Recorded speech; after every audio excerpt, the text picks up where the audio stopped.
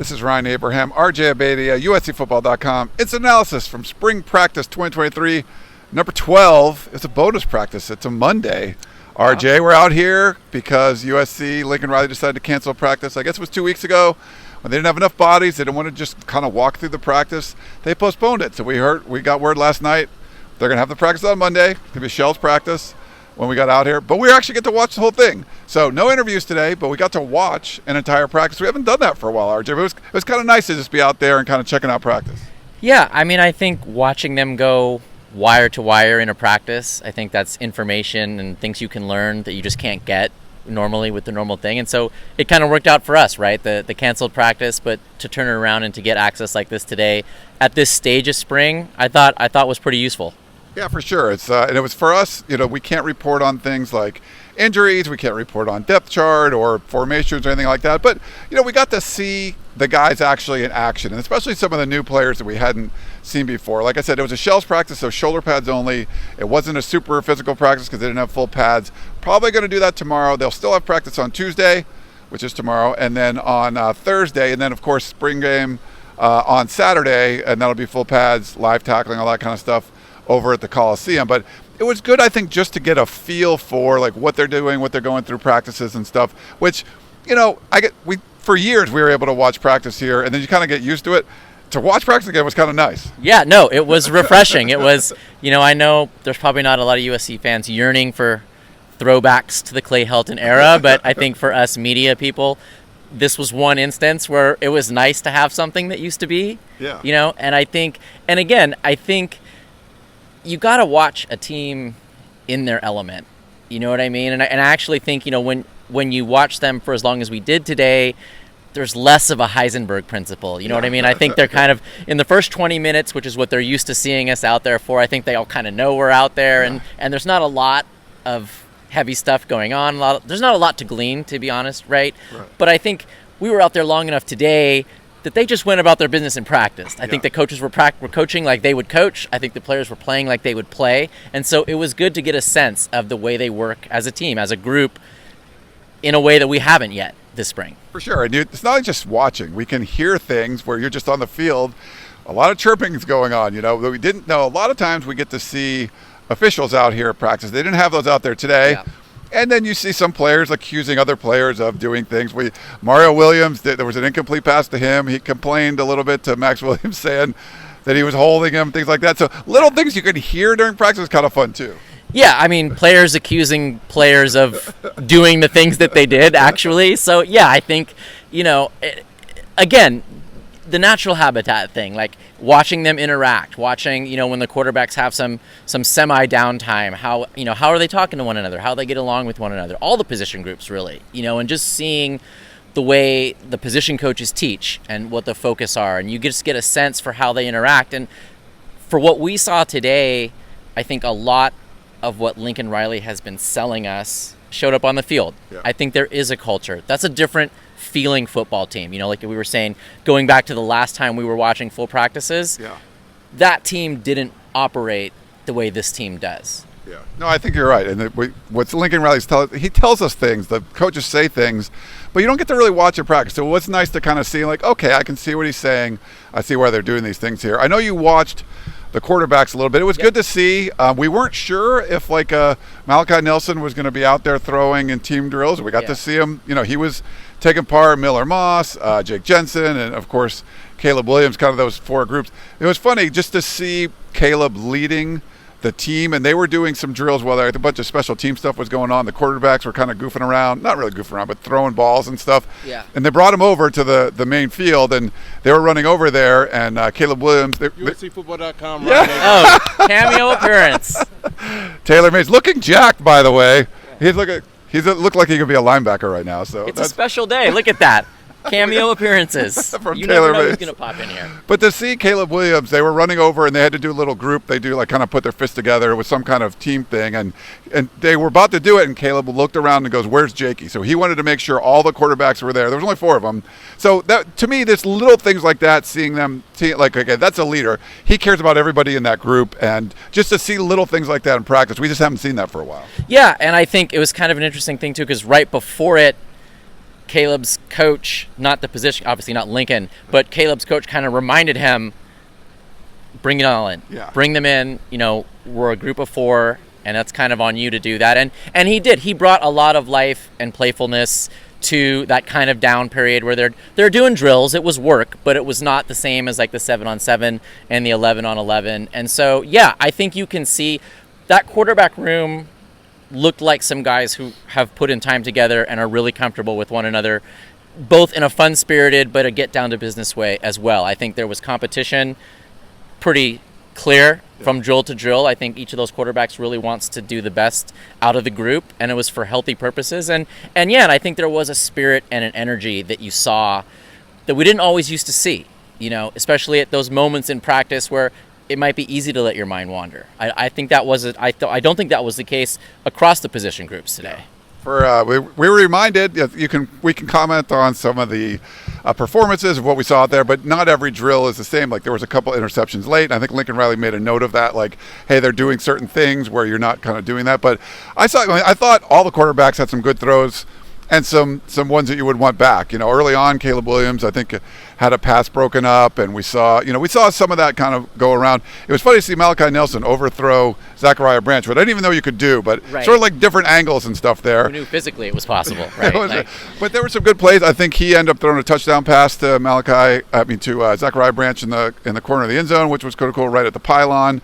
I think Dorian Singer had a really nice, maybe the longest play we saw today. So seeing some of those new guys involved in the offense was cool too. Well, yeah, and I think if there's a takeaway, again, straddling the vagaries line and the inability, we're not going to give a straight play-by-play necessarily, but what struck me today was completion or incompletion, it was competitive. Yeah. I think the 2 big catches of the day, you mentioned Dorian Singer hauling one in, Brendan Rice hauled in a deep pass from Miller Moss, both against pretty good coverage. Yeah. I feel like when the defensive backs go back to look at that, you're not happy with a deep completion, but not too much they could have done. And I thought that was kind of a theme of the day, really. I thought when the offense did things, it wasn't coming easy. Yeah. And I thought when the defense was more competitive, I think, on a play-by-play basis. And there's always going to be the negative Nancys who are going to be like, well, what's wrong with the offense? Yeah. Okay, I guess if you want to go with that. But to me, the takeaway, given what we can disclose, was everything was closer. Yeah. Everything was more competitive. Incompletions were highly contested. Completions were contested. Like I think maybe Mario Williams shook free on a deep crossing route, was pretty wide open, had a pretty good look at it, caught it. But other than that, there wasn't a lot of wide open space out there. And again, we're in shells. There's no running game. So again, you have to put a lot of this into the context. But for me, the big takeaway, to the extent that there was competition, it was close. It was good competition back and forth, which again, we've heard from Lincoln Riley, and it was nice to kind of see it. Yeah, he talked about the practices kind of going back and forth like that. That's basically what we saw today. If you're worried, like, the offense is good. Yeah. Well, the defense did a pretty good job against it, so that's pretty good too. It was some little things. Any other notes from practice? They were doing these sled drills for the defensive line, and the first sled time sled plus, and they were pushing. They had a little student manager on there. I don't know, he was probably like this tall, and he was just sort of on there, and he would help turn the sled when they'd go one the direction or the other.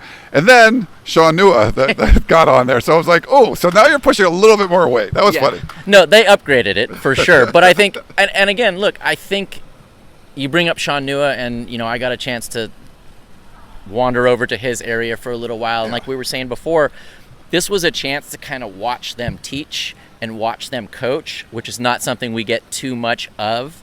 And again, I think if there was a theme exemplified by Sean Nua, there was teaching happening today. Yeah. There was focus on the details. Even there's a proper way to move the sled. There's a proper way to do these things that may seem trivial if you're just kind of casually watching. And I thought they did a good job today of focusing on the details, but also you got to let them play. You got to let them stack up some reps. You can't be stopping practice every 30 seconds. And I thought from group to group, the sense I got was there was good teaching and there was good work, and it was a good balance. It was a well-run practice. Yeah, was my impression. For sure, I would say the same thing. Looking at some of the guys, not a lot of rush ends over there when you're watching the defensive side, but Jamil Muhammad, someone just kind of stands out. But it's hard to not look at number 6, Anthony Lucas. And when he doesn't have his helmet on, he looks even more intimidating with the big blonde hair. If you look over him, if you didn't know anything about football, you're like, that guy has to be good. You know, you're one of those things. There's just some dudes out there. You see like Keon Bars. There's some bigger bodies that maybe you just didn't see. And they you know, there were some guys that were missing too, but there were still enough new bodies and some guys from before that you're like, all right, this looks like a much deeper defense. It's similar to what like Lincoln Riley was saying. I would agree, and I would say kind of both sides of the ball. You know, the freak count is going up for USC. I mean, they've always had great athletes. It's not like that's the story. But the guys that are like, you know, like you said, you pause. You know, when Anthony Lucas gets out there, he doesn't look like the other dudes. Yeah. When Zach Branch runs a route, it doesn't look like the way the other guys run routes. You know, Christian Roland Wallace, I thought his size, like, that's a big cornerback out there, and he looks plenty athletic, and you know what I mean? So I think that was good to see. Again, what we were saying before, like, Lincoln Riley sells us this stuff, but we got to see it to see it, and I think it was out there today. Yeah, the good thing about transfers, as far as like when we were covering them, like, you can just watch what they did. You saw what Keon Bars was able to do. You see what Dorian Singer, like number 2 in the Pac-12 in receiving yards. Christian Roland Wallace, he's a dude that kind of like, so you look at, he rolls up his sleeves on his jersey, you know, with the no pads, and he just looked like he's jacked. And you're like, that guy's big. I think he had an interception today too, a pass breakup or something. But all those 3 guys from Arizona, I think, are going to be like big contributors this year. But you're right, he did look the part for sure. Yeah, and it's funny because it's weird because you almost look at him and you're like, a generation ago, that's probably a linebacker, right? Like, not too far away. But no, I mean, I think the athleticism was on display. And like we said, that's what makes everything competitive, right? Guys are not getting pushed around either side, offense or defense, you know, and that's what makes for it. I think you've got grown men. I think that's kind of the underlying theme of this whole transfer portal thing, right? Is that a guy like Elijah Page, of course you're going to take him, but you're going to take him knowing he's not likely to help you too much in 2023, and you're going to have to commit a lot of time. Whereas Anthony Lucas, he's out of the box, plug it in, go. You know what I mean? I think good things are happening from the start with him, and I think, like you said, I would apply that to Dorian Singer. I would apply that to Christian Roland Wallace. You know, I'd apply that to Zach Branch. Yeah. Like, you could tell, I think that's kind of the point. He's kind of in that special category because my impression was you can always tell when a cornerback is covering a guy who they know is trouble. Yeah. You know, no matter what the coverage call is, there's always an extra padding that you give a guy like that, which I think you saw on the on the touchdown. Yeah. Right? You know, the defensive back is doing the best he can, but he's cutting and he's gone. I mean, he was as open as we saw all day, and it was really just because of Zach Branch being Zach Branch that he got that open. It wasn't a marvel of scheme or anything like that. It was good to be out here again, seeing practice. We're both fired up just like talking about it and stuff. Yeah. Any final thoughts, RJ, before we wrap this one up? No, I guess if we're going to do a couple individual shouts, I would say Sierra Wright lived up to a lot of what we had heard. And then for a young guy, Damani Jackson, I think we saw a little bit of what Lincoln Riley alluded to over the weekend, which is you can still see him kind of thinking through the footwork, thinking through the moves, getting his hips right, pivoting, all that kind of stuff. But it's there. Yeah. It's coming. And I think it is a matter of reps and time with him. And I would be stunned. Again, we're not giving any depth chart stuff away, but I would be stunned if he's not a heavy rotation guy in the fall, just based on what we've seen and what we've heard. Yeah, it would be good to have seen. We didn't, like RJ mentioned, really no run game stuff. It was hard to see kind of some linebacker things. So, you know, maybe we'll get to watch it. Well, I guess we'll watch on Saturday. We'll get to watch one more. But we're going to wrap things up here. We thought we'd go like 3-4 minutes. It was like a 14-minute instant analysis. Well, the two of us, what were the odds? What were the odds that we could vamp? But good stuff there. For RJ Abeytia, I'm Ryan Abraham. Make sure you check out USCfootball.com for more.